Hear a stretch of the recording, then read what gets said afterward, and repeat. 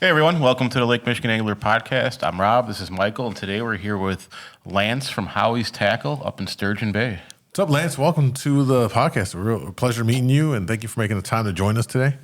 Yeah, nice to meet you also. Thanks for having me. So, when Rob said we were going to have you on the podcast, I was like, oh, this is cool because there's just a lot to, at least in my opinion, talk about. I mean, there's such a legendary brand.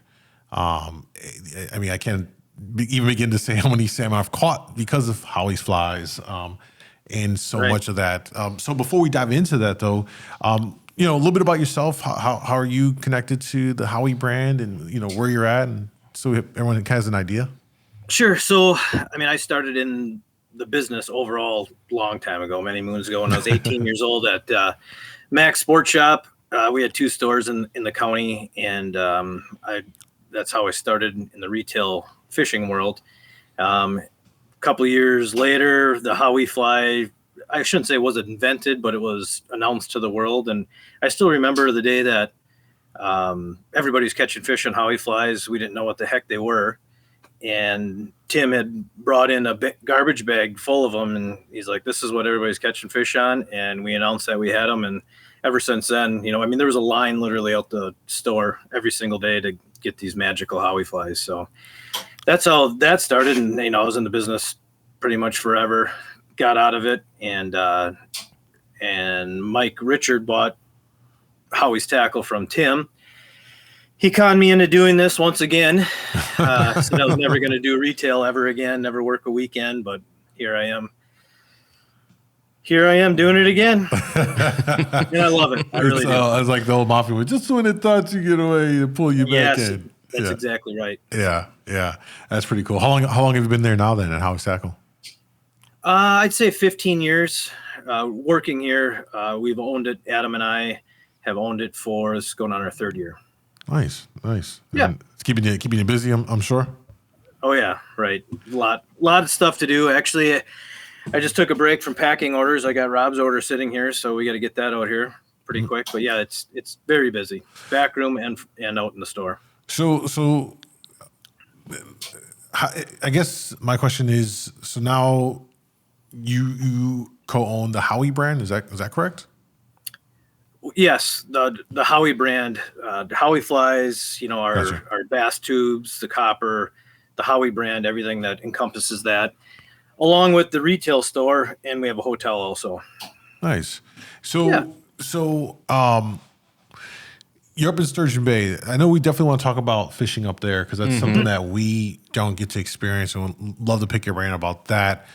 Sure. But I definitely want to just talk about the history of Howie and Howie flies, and because I think it's important for our podcast. What we try to do is when we have those chances to talk to folks that are have that experience on these pivotal aspects of salmon fishing, to share that so we have it documented.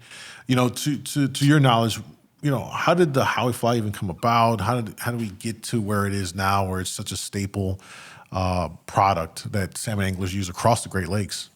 Sure. I'll do the best I can on it. I'm probably not the exact person, but to ask, but I do know some of the background, and I met the originator. Great man. His name is Howard Halsney. He actually passed away. You guys probably know him. He's the guy that started the Howie fly. He had this idea of putting tinsel behind a flasher, and salmon love them. So that's how it initially started. I think he tied flies for different charter boats, charter captains, and it spawned from there.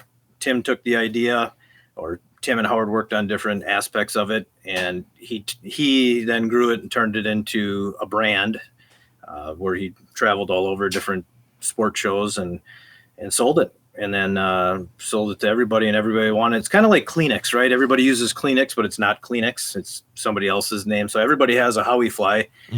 In the store every single day. A guy comes in, he's like, well, I was catching a fish on this Howie fly. Well, it wasn't our fly. It's some homemade tied deal, but they call it a Howie fly. It's just a brand. Yeah, it's become synonymous with flies. Correct. Most times guys refer to it like that. It's a sign of the brand strength. I think that's agreed. A testament to that for sure. Yeah. And I mean, geez, I mean, we go through so many a year. Yeah. I mean, you know better than that, Rob. I mean, it's what's- typically the choice of all the charter captains, and a lot of them knew Howard, and Right. they were getting them directly from him way back in the day if they've been around long enough at least, and it's always their first choice to fly. And we appreciate it. Thanks, guys. Oh, Keeps us busy and rocking. It's catching those fish. I mean, Yep. it's a win-win for everybody. Yeah. Are you guys producing those up there then? Is that you We guys? are. Got you. Yep. Got Yep. you. Yep, right here. I can imagine the amount of work. I mean, that goes into that, right? It's Well, you know what? I'm lucky enough not to have to tie them. I tie a handful of them. I have a friend, actually, my old fishing partner, and he's a working nut, and he pretty much exclusively ties all our flies. He's got off premise. He's got his basement set up, and we just lean on him, and he ties like you wouldn't believe. Sounds familiar. Yeah, it sounds like our guy Mundo over here. He's kind of like our version of that. It seems like they need to meet each other. That'd be pretty funny.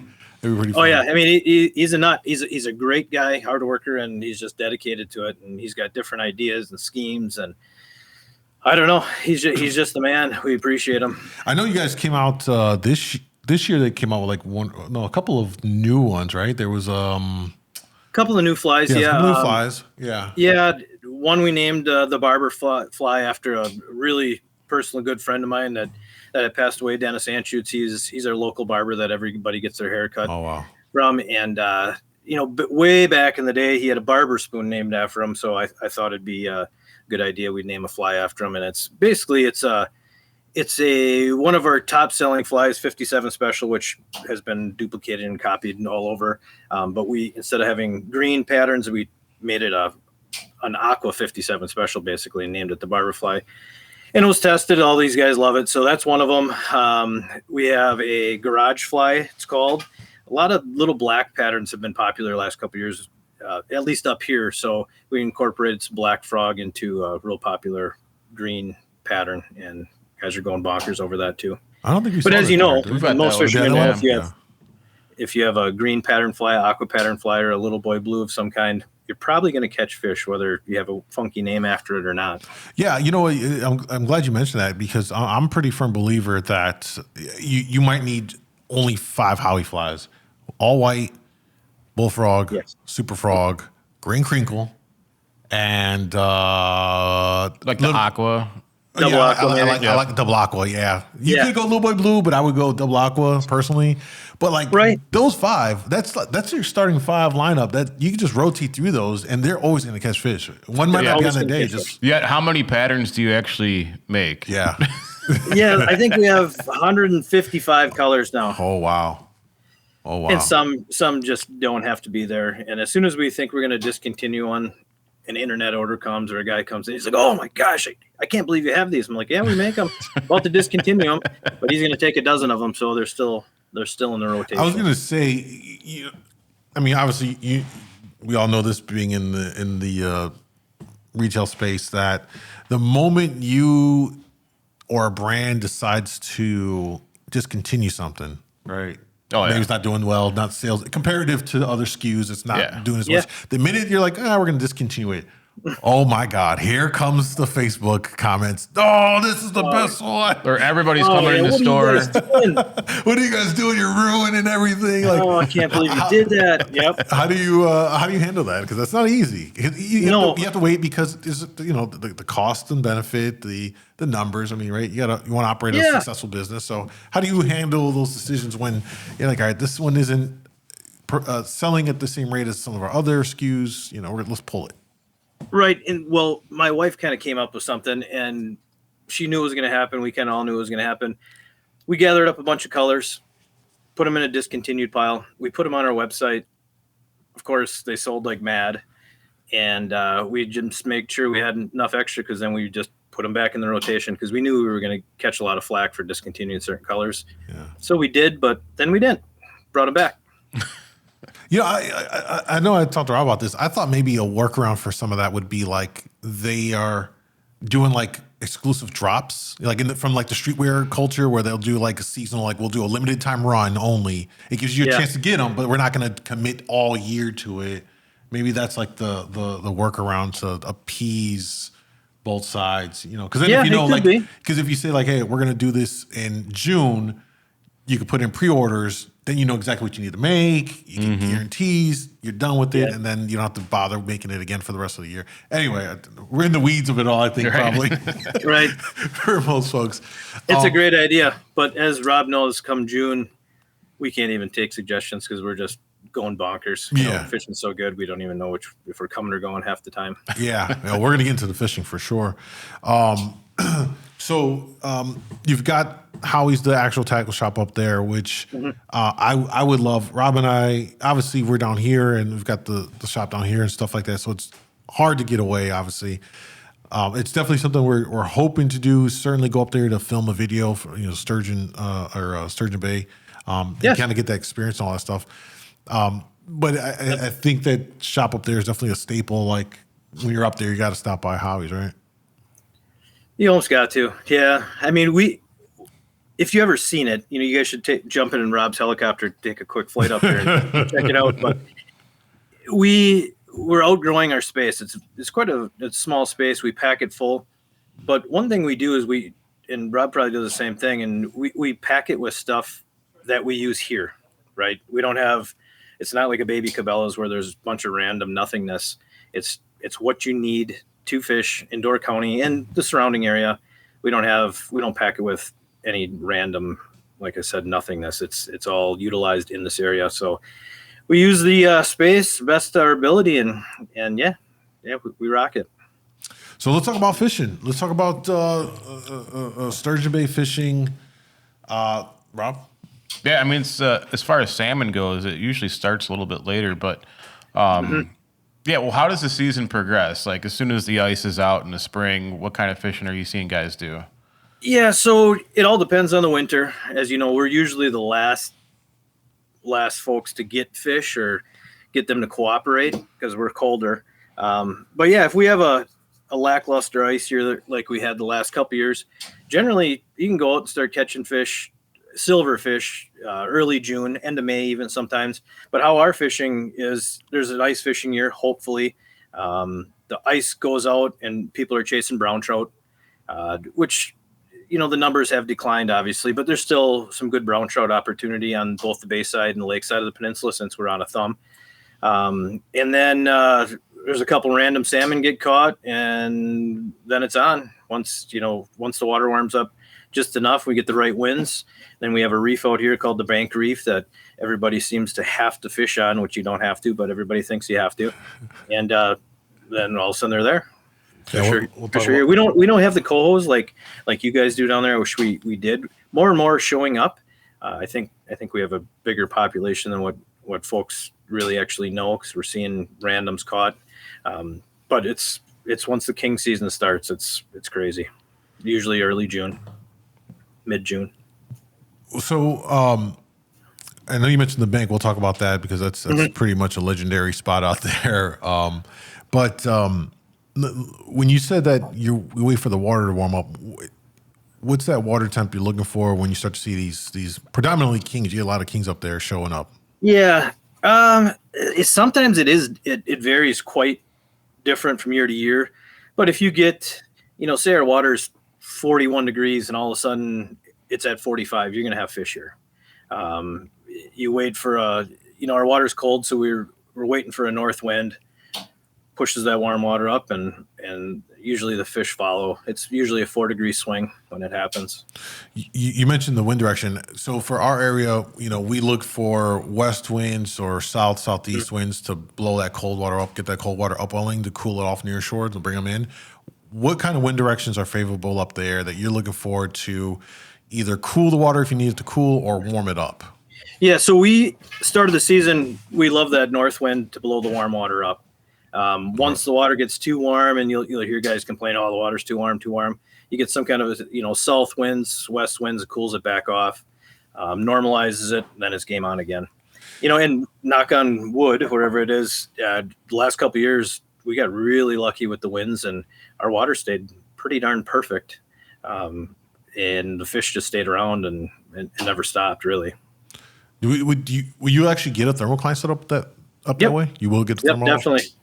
Yep, you definitely get a thermocline set up. Sometimes it's real strong. I mean, everybody has a fish hawk these days, but you can just see it on your graph. It's just a strong thermocline, and the fish are in it. Yeah, it's interesting because you said that north wind. I would think that far north. I mean, you're already in a further north geographically. So I'm trying to process that how the north would bring the warm water in. North water pushes warm water up on the bank. I should say it's. I think the reef has something to do with it also. Okay. I don't know if it's a current structure or what, but a north wind rolls some water up, and it's generally a little warmer. It gets it started. Yep. Oh, at the start of the season, I should say. Yeah, when the water's like really frigid. So we're talking about like a few degrees difference, perhaps, or. Yeah, so generally a few degrees difference. Yeah, and that could be enough for sure to turn those fish on. It can be enough. Oh yeah, for sure. The bank now. What is it? Why does everyone always seem to want to fish it? The bank it's basically just a drop off. It's a ledge about 4.5 miles out, like basically a 90-degree compass heading out of Sturgeon Bay. It's a bank. It's been there forever. Everybody's fished it. And a lot of bait fish gather on it, for that ledge, and there's different currents and stuff, and they like it. And you can always run the bank, catch fish, but as you can imagine, come July or come salmon derbies, everybody has to run it in their minds. You don't have to run the bank reef, but everybody does, and that's where chaos happens. You can fish to the south. I mean, the Algoma boys are catching fish. The guys in Kewanee are catching fish. The people in the north are catching fish. But for some reason, when you got to Sturgeon Bay, everybody thinks they have to go to that bank reef. And it's a great spot to catch fish. Don't get me wrong, 100%. It's just when there's 150 boats in a line and 3 of them are out of line, trolling the wrong way, all hell breaks loose. Yeah, I was going to say that's kind of the common thing I've heard is that it's literally a conga line of boats. Everyone's going to you go down one direction, you circle back, you go wide, come back around, and get back in line and do that. And then when you do have the Captain Genius out there that decides to run perpendicular to the line or crisscrossing the line, they're going to be pretty hated on the water. Yes, it can be brutal. I mean, I was out there when I was younger, and I did the whole charter thing, and it's nerve-wracking, really. You get a guy going the wrong way, or you get twisted. I mean, it happens to everybody. You can get twisted up, and you're cutting people off. And now, in this day and age, I didn't have to worry about too much when I was younger, but now everybody runs 300-foot coppers, 450 coppers, 10, 15 color lead cores, and there's boards everywhere, and it's a daily. And Rob and I were talking about it. There's days we're here for 10, 12, 15 hours, and you never leave the line winder because we're repairing rods that are repairing reels and respooling coppers, and guys are bringing. Well, last year we had a trash bag, and this is no kidding. We had a trash bag. A guy came in. He goes, "Yep, I'm the guy on the bank that did a full circle around one of these boats. I have every one of his lines in this bag, every board he had." And he brought it in, and he had some cash in an envelope and said, "Give this to the owner. Tell him I apologize. Hopefully he doesn't shoot a flare at me next time he sees me." And but we see that daily. People are bringing boards in left and right, getting cut off, and it's pretty exciting, actually. It's just not exciting for the guy that happens to. That's for sure. Oh my God, that's insane. No, you have to experience it once. I think we definitely need to go up there and document it on the video for sure. But I can only imagine how much work. I mean, it gets busy down here when guys are tangling up their long lines to come in to get copper redone. So I can only imagine how much more you guys are up there spooling to replace stuff for folks that are, It truly seems like it never ends. It truly, and it's great for business, right? But that's what we say. You also feel bad. Yeah, you feel bad, and sometimes it's the same guy over and over. Can you do this copper for me? Yeah, you just feel. There has been a few folks that come by that tend to repeatedly need new coppers, and I've gotten to the point where at this point I'm just like, okay, what'd you do? Let me give me the backstory at least. Give me the backstory at least. Yeah. Tell me the story while I'm spooling it back up to entertain me. And they're good hearted about it. They laugh. I did this. Whatever happened. So outside of the bank, then you made a good point. We've got Joe and his friend are going to come from our area, go up there. You Yep. know, what are some general tips and advice you can give outside of the bank on how someone should approach just coming up there to fish? Well, depending on what time of the year they come, Let's say generally all the summertime. week. Yeah, Summertime, and if they're here on a weekend, if they came out and asked me, Lance, where should we go? What should we do? First of all, you have to get, if you're going to go in the morning, you need to get an early start, 3 o'clock in the morning. And if you want to fish the bank, get in line, make one pass, get the hell out of there. You know what I mean? Just, there's so much traffic, water's clear. You don't have to fish at 100 feet of water right on the edge. Get to 140, 160 feet. It's still considered the edge. You're only a couple hundred yards off the bank. For a newbie, I'd say if you want to have one experience, make one pass on the bank, go outside the bank, go north or go south, get away from everybody. I mean, just think how many downrigger balls and how much crap is in the water when there's that many boats. It'll push fish shallow. It could push fish deep, but north or south. So generally the people, newbies that come up, I try to get them away from everybody and they have a great experience because they're catching fish and they're all by themselves. And that's really what it takes. And just getting it through guys' heads to get away from everyone. And it's that way for all fishing around here with our clear water, whether you're ice fishing, walleye fishing, perch fishing, just stay away from people. Less traffic, less hectic. Fish aren't as spooky, and you definitely have better experience up here. Yeah, that's great. That's just an excellent point there. And I don't think people really realize that when you're stacked up on top of other people, as you pointed out, you've got downriggers, you've got 35 million paddles rotating in the water. You've got all this stuff. At a certain point, right? Like those fish are in there. It's like a disco show with all the flashing stuff all over them. They're going to get pressured off of that position. And like you said, move in close, maybe move out deeper to get away from all of that. That's at a certain point, it doesn't become an attractant. I think it becomes a deterrent. They're like, oh, there's too much going on over here. That's for sure. My thought process anyway on that. Yeah. And that's the way we look at it. And we try to tell guys that. And the guys that, do that, like I said, they have a great experience. And, sometimes they end up, you have to start in 180 feet. You're not even really that close to the bank. And there's fish all over it. And a lot of times there's rainbows up high mixed in. And so you can spread out your spread, run more lines if you want. And you don't have to worry about somebody whacking all your lines off. Yeah. Lance, $1 million question here, okay? You got to answer this for us. This is something that boggles my mind, my friend, okay? All right, I get sweat coming. I'm nervous here. Here we go. All right, $1 million question. What the hell is it about Sturgeon Bay that gets big freaking kings? It religiously, during Salmonorama, Sturgeon Bay's clocking in out of the top 10. They're usually 7 out of the 10. More than 50% of those fish that are weighed in top 10 Salmonorama are out of Sturgeon Bay. So and again, this I'm sure there's some level of just wishful guessing and stuff, but what do you think it is about that area that draws, on average, the bigger kings? That is $1 million question. And if you ask 15 different people, they'd have a different theory probably. Yeah. I don't know if it's because the fish are here later. I mean, there's a lot of swim time, whether they're traveling from north to south or from Michigan or what. So how many alewives do you think they're eating on the way up or way over? So, I mean, they're packing pounds on as they're on their way here. And when especially north, and that's not just Sturgeon Bay, you see Washington Island on the board quite often. Last year they won it last year, right? Was it the year before? Yeah, I think so. I don't know how many giant fish come from there. And it's getting busier up there as people find out. Mm-hmm. But the Washington Island fishing, you won't see a fisherman up there till July 1st generally. A few charters will run. But if you go on up there in June when there's still fish up there, you might see 3 boats. So there's no pressure. These fish can just gorge on the gazillion alewives that we have, and I think they just pack weight on. And they just get big fast. Same as the bank. It holds a lot of fish, and they're eating. They don't have to chase much because there's so much bait fish in those certain areas. The island holds tons of bait fish.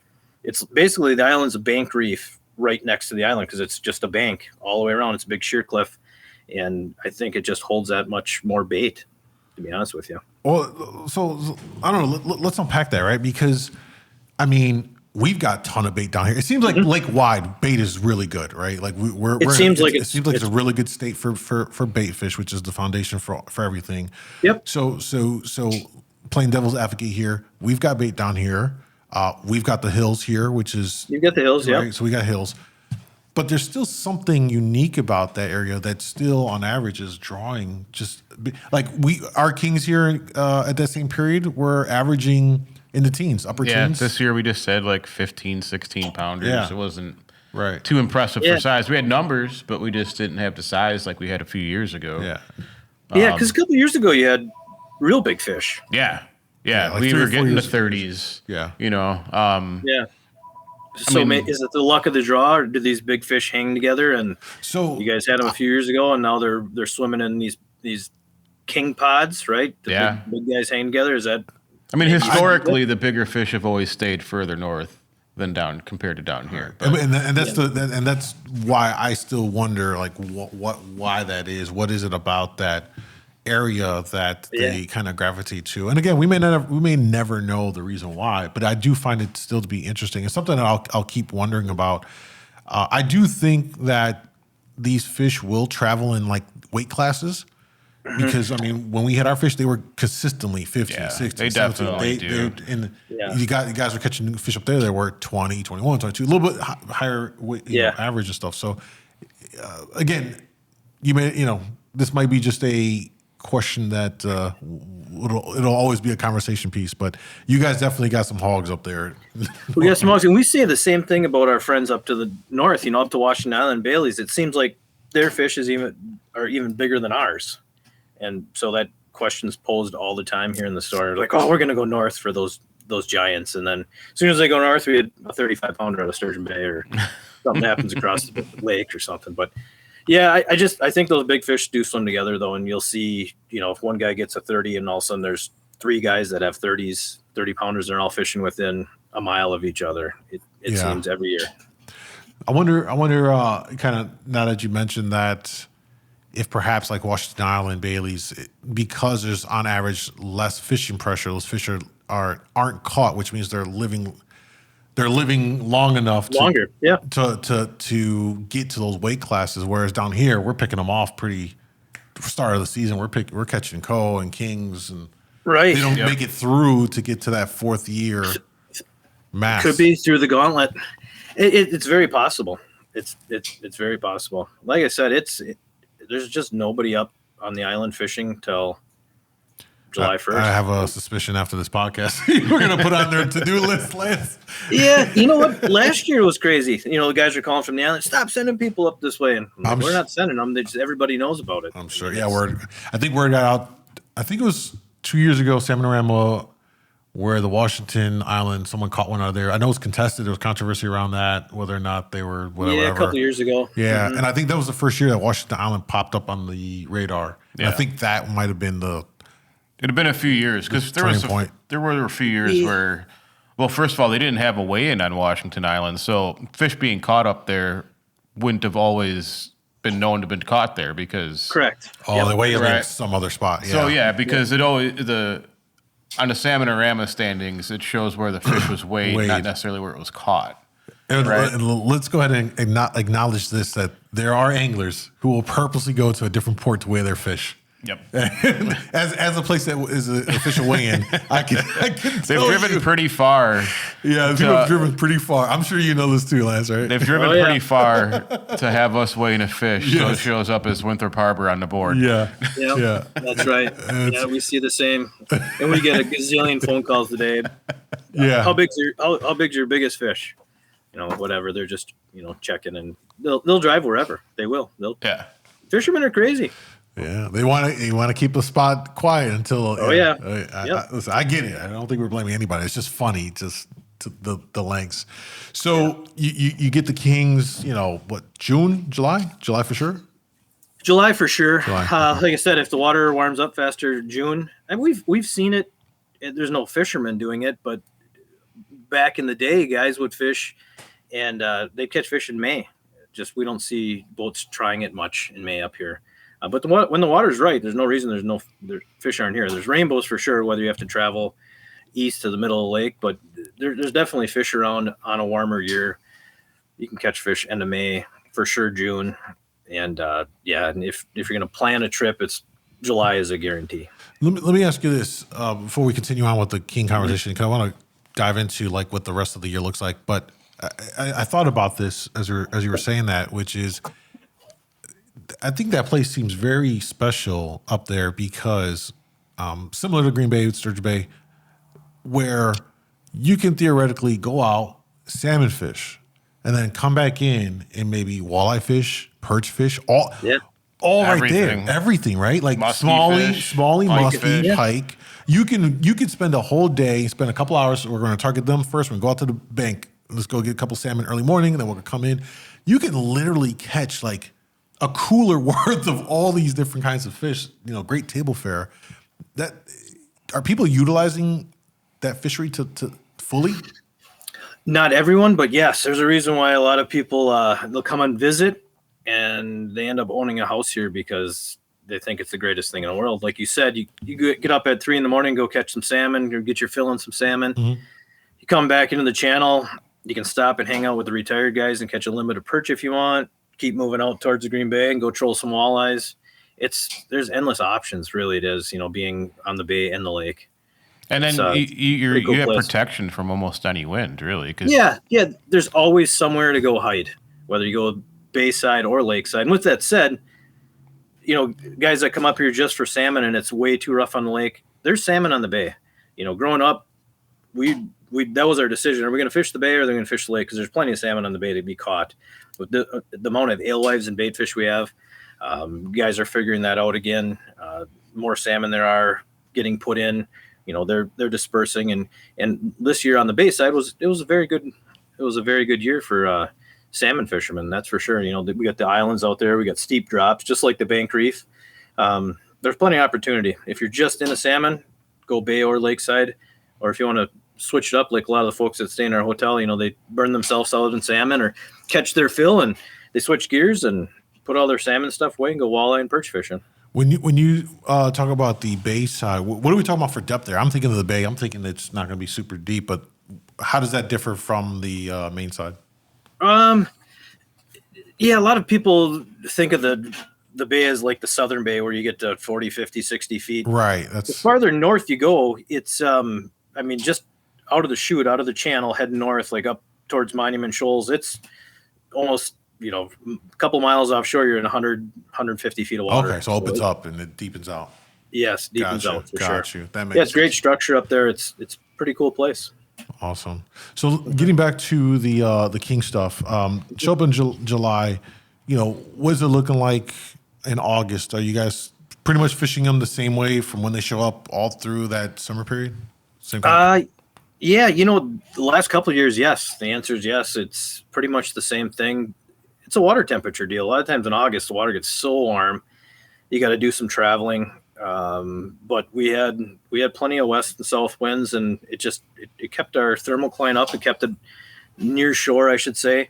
It was pretty much the same all through August, and September for that matter. This year was phenomenal fishing, and then the winds came and kind of screwed that up. But it was the last 2 years. Knock on wood, it was pretty much the same from late June all the way through August. It was very good fishing out there. And then come the fall run, September time period. What does that look like up there? How are guys fishing for kings in that time period? Like here, it becomes a harbor thing. It's right in front of the. What's that like? Because when I went over to Manistee this past summer, they were still fishing from 100 feet of water. They were all staged up and stuff. How do guys fish for the kings up there in September in the fall run?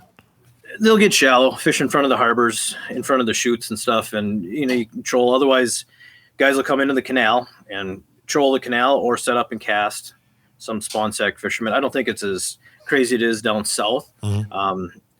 I'd say it used to be, but not anymore. For some reason, it's not as crazy. But yeah, just setting up on stage fish out in that 25 to 50 foot of water, you can do that.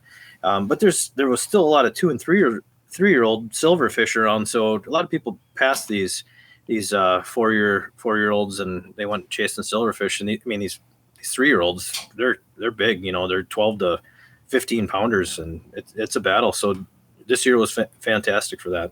Yeah, I've always said those teeners fight harder than some of the bigger 20 plus for sure. pounders for sure. They'll break your gear. They'll give you a hell of a fight. And I generally like that size better anyway. The 20 plus fillets are so huge. I like to. It's almost too much to handle, man. Like, Jesus Christ, it's too much meat. Got to find people to give it away to. That's our problem. Like, oh God, who can we give this away to? We get so much meat. So September comes and goes. Kings are done. What happens the rest of the year? Is that fishery for salmon specifically just a 3 to 4 month thing?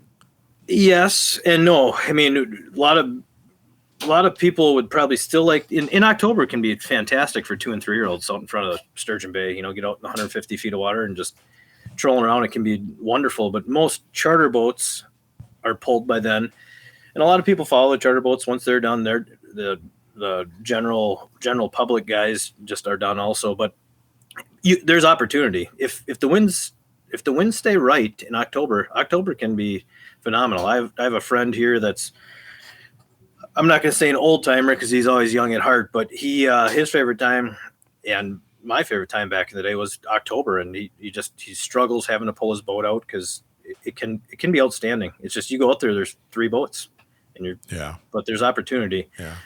But generally people are done wrapping things up.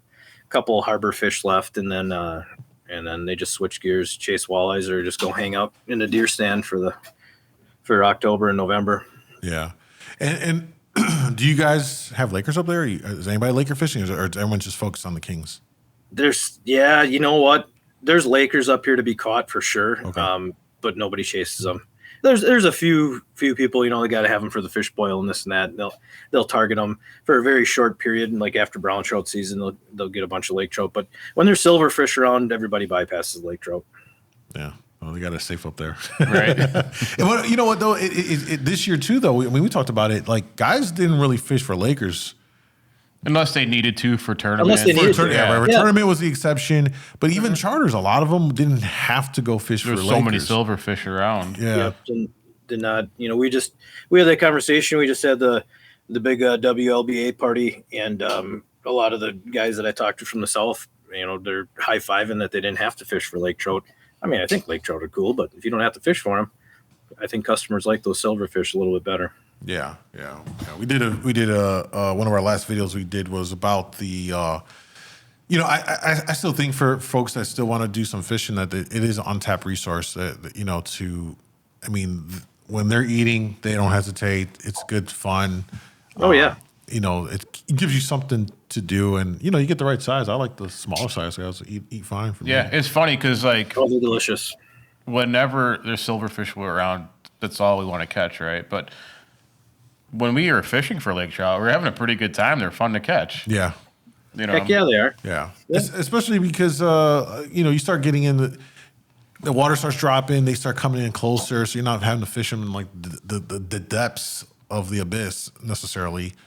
Right. And then, you get in the cold water. Like right now, you can catch Lakers down in Chicago or some of these areas, inside of 30 feet of water. Been very good the last couple of weeks. Yeah. You can catch them right inside of 30 feet of water with light tackle, and they are a blast on light tackle. It's a different fight. They kind of get a bad rap, but it seems like there should be a lot of monster Lakers in the next couple of years, though, considering how many weren't caught. And you're just sitting down there gorging there's going to be some huge ones. There's going to be some state records caught, I'm sure, in a couple of years at some point. When or if we have to go back to Laker fishing and start pulling them out of there. Ice fishing, folks getting ice. You guys got ice up there? We have some ice. I'm not going to announce it to the world. Everybody likes to hear that we have ice, and they they're like, "Oh yeah, safe ice." I just heard Lance say it. And then they end up falling in. So I'm not announcing that. Ice fishing is fantastic. There are people that are ice fishing in a couple of the shallow bays. It's really poor ice yet. I mean, less than 6 inches, way in the back. We're praying for ice.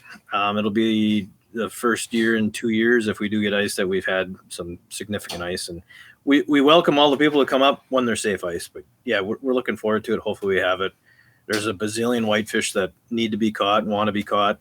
and a lot of people that want to catch them. So Yeah, they've been pretty safe the last couple of years. That's very for sure. safe. I that's on my to-do list. I want to catch that. I haven't done it in a long time. I haven't ate a whitefish yet. I really want to. You haven't? No, I haven't. Well, we don't have, like, I don't have a lot of, we don't have a lot of access to them down here. Oh yeah, I suppose. Yeah. Yeah, you got to come up. Yeah. We got a fancy hotel you can stay at. There you go. There you go. Come on, Rob. Let's go make a trip. Yeah, I haven't done no whitefish in probably 10 years almost. That could be our ice fishing. I used to go up there once or twice a winter. Yeah. Yep. They're fun to catch. They're weird fish. They're weird fish. It's a weird fish. They're delicious to eat. Weird in what way? They're weird. I mean, well, whitefish, they changed their diet, right? So now everybody catches them hook and line because they're pounding gobies. But they're weird as, like, if you grab a whitefish out of the hole, that smell is on your hand for, it seems like, the rest of your life. They stink. They're Really? slimy. Okay. It's a very unique smell. It's a unique smell. I shouldn't say they stink. I don't want to dig on the white. Okay, let's for context, compared to Lakers, better or worse? For eating? No, the smell. The smell, the slime. I have to say worse, just because I've handled so many. That's about an hour. You got to remember, all these guys up here guide for them, and they'll take out 50 people, and they're handling all their whitefish, and they get used to the smell. So they come in here, and the store is just reeks disgusting. It's a unique smell. Let's put it that way. Yeah, it's special. Well, especially we catch some giant ones up here. So guys weigh them in, we take pictures and put them on Facebook and put it on the scale, and you literally have to disinfect the scale, otherwise that scale stinks for days. Jeez. But they're also weird in just the way they act. Like, if you have it underwater, like, the way they act when they come in on a bait, if you have a camera down there, you can see it.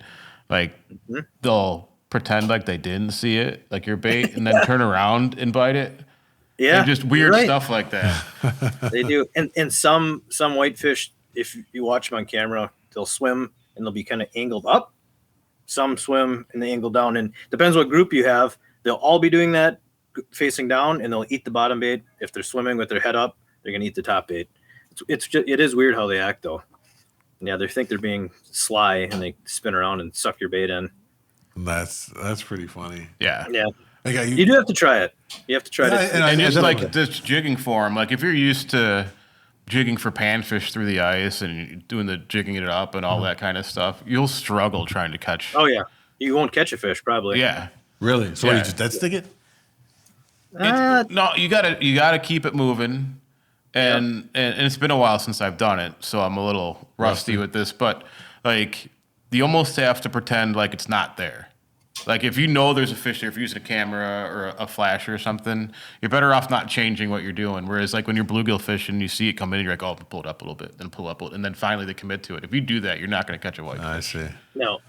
You just like Rob said, you keep it moving, and you'll once you figure out the technique, the shake and the jiggle. Once you figure it out, you catch one fish, then you're the champion. You can be like everybody else, and you'll have 10 fish laying there in 10 minutes. But it's a weird bite. Most people don't even realize they have a whitefish on, or a whitefish. A lot of times will suck it in and spit it out, and they'll be way behind the 8 ball. Miss it. Yeah. It's a different bite. Yeah. How, like, you need ice for this, obviously, right? So and then, like, where do folks normally go, just generally? Well, on that point you just made, a lot of people, since we haven't had ice, they started open water fishing these whitefish, and it's super fun, phenomenal fishing. Once we lose ice, you can go out there in the same spots that you're ice fishing, catch the heck out of whitefish. Water warms up, you can't catch them. In the fall, you go back out to the same spots. The whitefish are setting up on these reefs. You can catch the hell out of them. It's crazy. It's a great way to load the boat with a bunch of fish, and you can do that open water. But most people like to sit on the ice. Do they show up pretty good on a every kind of species of fish kind of shows up on sonar differently, like crappie kind of like a ball. Do they show up as just along the bottom? Is that yes, your bottom just breaks up, and the whitefish are there. Because once you see a blip on whether you have a Vexlar or Markham or whatnot, if the bottom just starts kind of rattling or breaking up a little bit, you probably have 15 of them underneath you. Gotcha. That's why you just got to keep it on the bottom and shake the hell out of it. Gotcha. That's pretty cool. Yeah, that's pretty also definitely something to do for sure. Yeah. Any other thoughts, Rob? All right, actually, kind of gets me in the mood to go back up for whitefish. Hopefully, there's some ice up there. I haven't done it in a long time, but they're good eating and.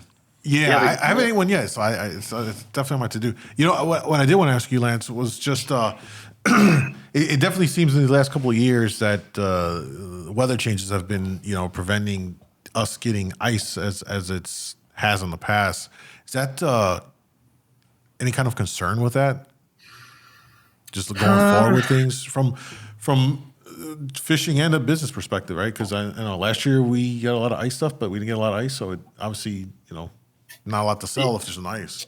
Right. I mean, it is concerning on the business end of it, right? But Adam and I, and even when Mike was here with us, we always treaded lightly during ice season because ice is never a guarantee, right? Open water fishing is a guarantee, so you can buy differently for that. But ice is never a guarantee, and it is kind of concerning. Ice business kind of just gets you by. It'd be nice to have it, the business, rather than not have it. But one thing, when there's no ice, these open water folks, they must just lay awake at night thinking what they can buy. And that season seems to have started earlier, as Rob probably can contest to. It's these guys, they go bonkers, and they just have to have their stuff set up and new wire divers and copper setups. And, so that'll start early if we don't have ice again. Yeah. So if there's not going to be ice, just let there not be any ice. Don't play games with us. Let us troll our 300 coppers in January. Yeah, hey, that could be the new thing. We can get some copper whitefish setups or something. Exactly. That's insane. Well, to your point, just to piggyback off of it, I think that's something that that we've been trying to stress to our community, which is, listen, if you got a small boat especially, and there's open water, you don't have to stop fishing at all. There's always something to be caught in our fishery. You don't even have to leave a harbor in most cases, okay? Even if it's not a salmon or trout, which we do have trout in most of our harbors in Wisconsin and Illinois. But you've got smallies and pike. And so you can always get out. It gives you a reason to get out there on a better day when there's, like the last 2 days here, it's been like in the 40s, which is like summer. I got shorts on right now compared to the teens that we were in. It was brutal. It gives you a reason to go out and keep fishing, and especially up there when you've got so many different options of fish to catch. Yep, for sure. I still got to do some walleye fishing up there, try that out and stuff. So you gotta come up in the spring. Walleye fishing's crazy. I hear, but I'm also not a fan of combat fishing. So it kind of like me, We'll put you on some secret spots. Lance got the secret spots. I'll have you follow Adam around. Love the way that sounds. Yeah. Listen, Lance, really great talking with you and kind of shining a light on that fishery up there in Sturgeon Bay. Obviously, goes without saying for anybody watching the podcast, if you want to go after a big king, there's no question. Being up there in July and August is going to be that time frame where you want to focus to make the trip up there. It goes without saying again, you need to stop at Howie's, talk to Lance, Mike, and they're going to give you the intel on what's happening up there, whatever the hot stuff is working up there for folks, just like you would stop in us and give it a local, because that's the great thing about each spot is there's certain things that, tend to be working in our areas. And so you go into your local shop, not only supports them, but you're going to get that right information, because we're there talking with all the captains and all the tournament anglers and have a good pulse on things, get you in the right direction. Yep. And then from there, it's on you to go catch a fish, but we'll certainly get you in the right direction and all that. And just really appreciate you taking the time to speak with us, sharing a little bit of background on the Howie fly and how that came about. And just really cool, man. And definitely hope to meet you in person, make a trip out there, maybe in 2025, film a video, for sure. Come do something at the shop with you guys and go from there. Yeah, well, thanks for having me. It was fun just to hang out and not talk to customers, talk to some cool dudes people that can sympathize with you being on the spooling station all day. Yep. We're in the same boat. Listen, when someone comes in with a box of coppers, Rob and I just look at each other like, who's doing it? Usually it's me. So, yeah. So, but Yeah, man. So thanks again for being here. Again, guys, if you're up in Sturgeon Bay, gotta stop at Howie's Tackle Shop and get rigged up, get the info, and that's it. Rob, any final thoughts? Oh, looking forward to getting up there and doing some fishing this year, or next year, I should say. Yeah, we got to make it happen. Lance, thanks. You can come up white fishing, guys. Got that hotel for you. You know, listen. If you get ice, I'll come up. I'll come up in January, February when it's cold. I'll make the trip up there to say I did it. He's never ice fished. I've never ice fished, dude. I don't like the cold. I don't like the cold. I do not. You have never ice fished? No, I've never ice fished. Never. Okay. So Rob and I were talking about doing an ice fishing video for our YouTube channel, just to show folks like how to use stuff they want to get into it. You know, we try to really just educate people that are new to it. So that might be the knockout two birds. Educate you this time. Yeah, educate me this time. I'll just film it. And Oh, there you go. Hey, we'll get you hooked up with the right guys. Get you in a nice warm shack. You can wear shorts if you want. Yeah, no, I'm okay. All right, Lance. Thanks so much, bud. Yep. Take care, guys. Thank you. You too.